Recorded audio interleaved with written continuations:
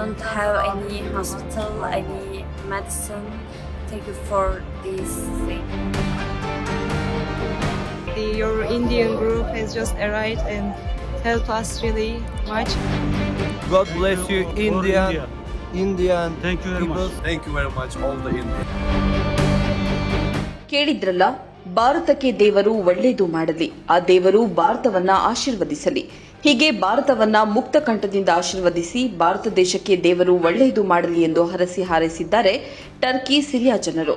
ಹೌದು, ಟರ್ಕಿ ಸಿರಿಯಾದಲ್ಲಿ ಸಂಭವಿಸಿದ್ದ ಭೂಕಂಪನದಿಂದ ಅಲ್ಲಿನ ಜನರು ಪಟ್ಟ ಕಷ್ಟ ಅಷ್ಟಿಷ್ಟಲ್ಲ. ಬರೋಬ್ಬರಿ 40,000ಕ್ಕೂ ಅಧಿಕ ಮಂದಿ ಭೂಕಂಪನದಿಂದ ಉಸಿರು ಚೆಲ್ಲಿದ್ದಾರೆ. ಅಪಾರ ಪ್ರಮಾಣದ ಸಾವು ನೋವನ್ನ ಸಂಭವಿಸಿ ಜನರು ಒಂದು ಹೊತ್ತಿನ ಊಟಕ್ಕೂ ಪರದಾಡುವ ಸ್ಥಿತಿ ನಿರ್ಮಾಣವಾಗಿತ್ತು.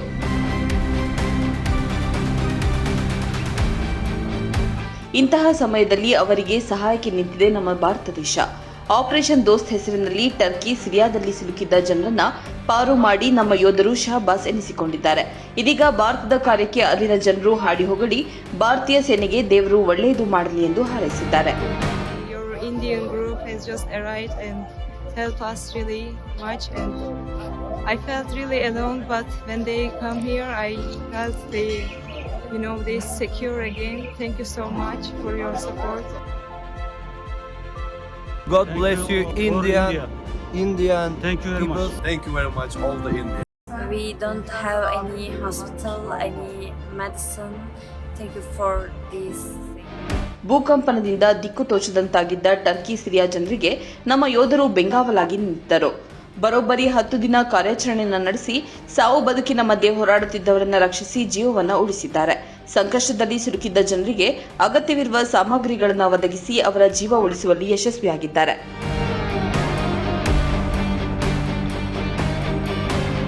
ಇದೀಗ ತಮ್ಮ ಪ್ರಾಣ ಕಾಪಾಡಿದ ಭಾರತೀಯ ಸೇನೆಗೆ ಮನಸೋತ ಟರ್ಕಿ ಜನರು ಧನ್ಯವಾದವನ್ನ ತಿಳಿಸಿದ್ದಾರೆ. ಭಾರತ ದೇಶಕ್ಕೆ ದೇವರು ಒಳ್ಳೆಯದು ಮಾಡಲಿ ಎಂದು ಶುಭ ಕೋರಿದ್ದಾರೆ. ಸತತ 10 ದಿನಗಳ ಕಾಲ ದಿಟ್ಟ ಹೋರಾಟ ಮಾಡಿ ತಮ್ಮ ಜೀವವನ್ನ ಲೆಕ್ಕಿಸದೆ ಭೂಕಂಪನದಲ್ಲಿ ಸಿಲುಕಿದ್ದ ಜನರ ಜೀವವನ್ನ ಉಳಿಸಿದ ನಮ್ಮ ಸೈನಿಕರಿಗೆ ನಮ್ಮದೊಂದು ಸಲಾಂ.